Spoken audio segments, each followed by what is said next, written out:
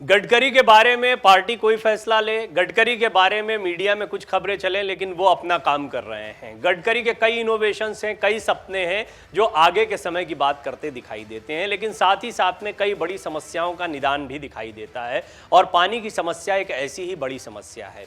Nitin Gadkari highway के निर्माण में जुटे हुए हैं, उन्होंने तेज रफ्तार सड़कें बनाई हैं, बड़े बड़े हाईवेज बनाए हैं, लेकिन इससे झीलों के निर्माण का क्या कनेक्शन हो सकता है? बड़े सोचने जैसी बात है। या पानी की समस्या को हल करने का क्या निदान हो सकता है? हालांकि उन्हें एक बार जल मंत्रालय भी मिल चुका है, लेकिन फिर बाद में ये मंत्रालय उनसे ले लिया गया था। बहरहाल अब झीलों को लेकर उनकी प्लानिंग क्या है, वो भी हाईवे के निर्माण के साथ साथ ये जानना बड़ा दिलचस्प है, और इसीलिए हम ये रिपोर्ट आपके सामने लेकर आए हैं। दरअसल केंद्रीय सड़क परिवहन और राजमार्ग मंत्री नितिन गडकरी ने कहा कि उनका मंत्रालय देश के कुछ हिस्सों में पानी की समस्या का समाधान कर सकता है। बेंगलुरु में भारतमाला सीरीज के तहत मंथन कार्यक्रम के दौरान उन्होंने कहा कि आप सभी जानते हैं कि केंद्र अमृत सरोवर योजना लेकर आया है। सड़क परिवहन और राजमार्ग मंत्रालय पानी की समस्या को दूर करने में बहुत अच्छा काम कर सकता है। 24 अप्रैल 2022 को राष्ट्रीय पंचायती राज दिवस पर मिशन अमृत सरोवर की शुरुआत आज़ादी का अमृत महोत्सव के उत्सव के रूप में की गई थी, जिसका मकसद भविष्य के लिए पानी का संरक्षण करना था। ग्रामीण विकास मंत्रालय द्वारा शुरू किए गए मिशन का उद्देश्य देश के हर जिले में 75 जल निकायों का विकास और कायाकल्प करना है। केंद्र और राज्यों के मंत्री और अधिकारी 2 दिवसीय कार्यक्रम में भाग ले रहे हैं, जिसका विषय idea to action towards a smart sustainable road infra mobility and logistic ecosystem है। गडकरी ने कहा कि वो विदर्भ क्षेत्र से आते हैं, जहां पिछले कुछ वर्षों में हजारों किसानों ने आत्महत्या की थी। गडकरी ने यह भी कहा कि कृषि संकट का एक कारण पानी की कमी है।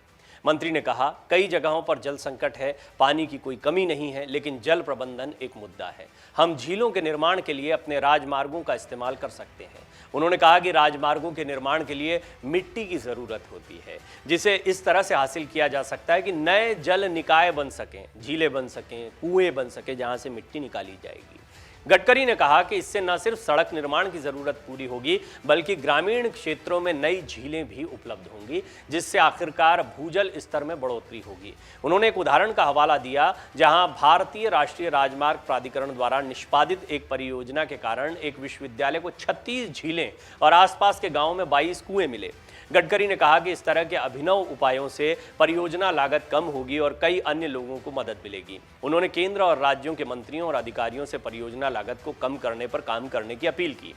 केंद्रीय मंत्री नितिन गडकरी ने कहा, राज्य सरकारें भूमि उपलब्ध कराएंगी तो केंद्र लॉजिस्टिक पार्कों के निर्माण में सहयोग देगा।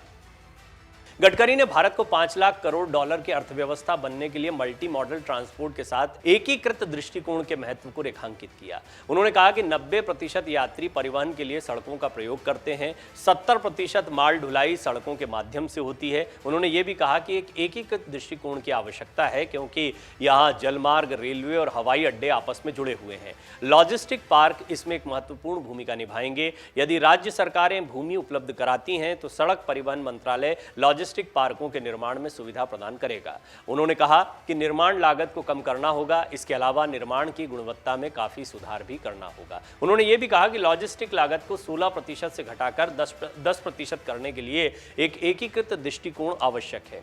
चीन में ये 10% और यूरोप में 12% पर है। अपने निर्वाचन क्षेत्र में 750 किलोमीटर लंबी सड़कों के गड्ढों से मुक्त होने का जिक्र करते हुए उन्होंने कहा कि कोलतार और सीमेंट इसकी लंबी उम्र सुनिश्चित करने के तरीके हैं। मंत्री ने यह भी कहा कि मुंबई नगर निगम लगभग 6000 करोड़ रुपए के निवेश के साथ पूरी तरह से पक्की सड़कों पर काम कर रहा है। शुरुआती लागत अधिक हो सकती है, लेकिन ये 25 साल तक रखरखाव मुक्त होगी। नितिन गडकरी अपनी इनोवेटिव सोच के लिए जाने जाते हैं, और यहाँ पर उन्होंने कई बातें रखी हैं। लागत को कैसे कम किया जाए, बेशक शुरुआत में पैसा ज़्यादा लग रहा है, लेकिन अगर वो सस्टेनेबल है, यानी ज़्यादा लंबे समय तक।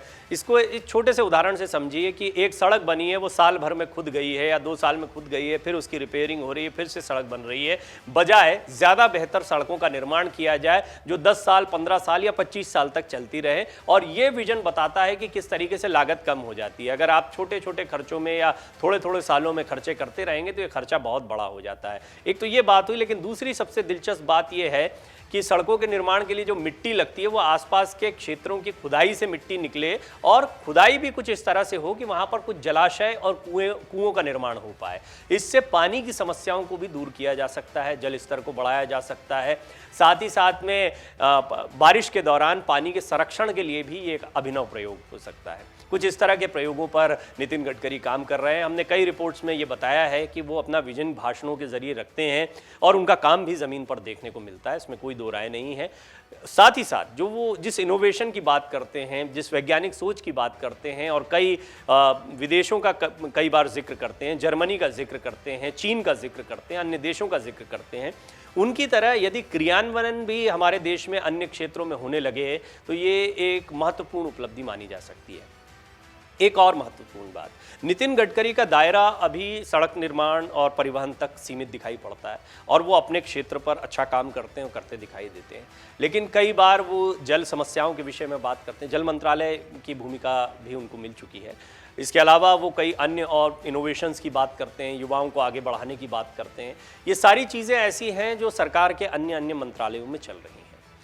क्या नितिन गडकरी की जिम्मेदारियों को बढ़ाया जाना चाहिए? और क्या नितिन गडकरी को लेकर कई लोग कहते हैं कि वो पीएम मटीरियल हैं, बहुत से लोग सोचते हैं, पार्टी में भी सोचते हैं। नितिन गडकरी के विषय में एक बार ये कहा भी जा रहा था 2019 के समय में कि बीजेपी यदि पूर्ण बहुमत नहीं ला, और अभी भी ये चर्चा फिर से तेज होगी आने वाले समय में कि बीजेपी पूर्ण बहुमत नहीं ला पाती है और ऐसे में अन्य दलों को साथ में लाने के प्रयास करने पड़ते हैं, तो क्या नितिन गडकरी एक बार फिर चेहरा बन सकते हैं? तो वो इस दौड़ से बाहर नहीं है, लेकिन अभी फिलहाल पार्टी में तो थोड़ी कमजोर स्थिति दिखाई पड़ती है संसदीय बोर्ड से बाहर होने के बाद। बहरहाल क्या नितिन गडकरी की भूमिकाएं और ज़्यादा होनी चाहिए, ये एक बहुत बड़ा सवाल है। ये सवाल हम आपके सामने भी रखते हैं, आपको क्या लगता है? क्योंकि जनता की ओपिनियन बहुत महत्वपूर्ण होती है। कई बार पोल्स के जरिए हम आपसे सवाल पूछते हैं, उस पर आप बड़ी तादाद में हिस्सा लेकर अपने अपने जवाब देते हैं। तो आपको क्या लगता है कि क्या नितिन गडकरी जो सोच सामने रखते हैं, ऐसे में उनकी भूमिकाएं और बढ़नी चाहिए, कुछ और मंत्रालयों की जिम्मेदारी उनको दी जानी चाहिए? तो जिस तरह से उन्होंने सड़क और परिवहन में काम किया है, ऐसे ही वो किसी अन्य मंत्रालय में कुछ ऐसे अभिनव प्रयोग करें जो मिसाल बन पाएं और इस तरीके से काम में एक तेज रफ्तार भी आए और ज़मीन पर वो काम देखने को भी मिले।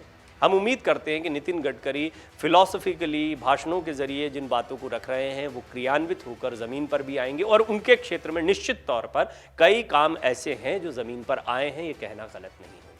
अगर आप ये वीडियो YouTube पर देख रहे हैं तो हमारे चैनल को सब्सक्राइब करें और बेल आइकन को दबाना ना भूलें। अगर आप Facebook पर ये वीडियो देख रहे हैं तो हमारे पेज को लाइक करें।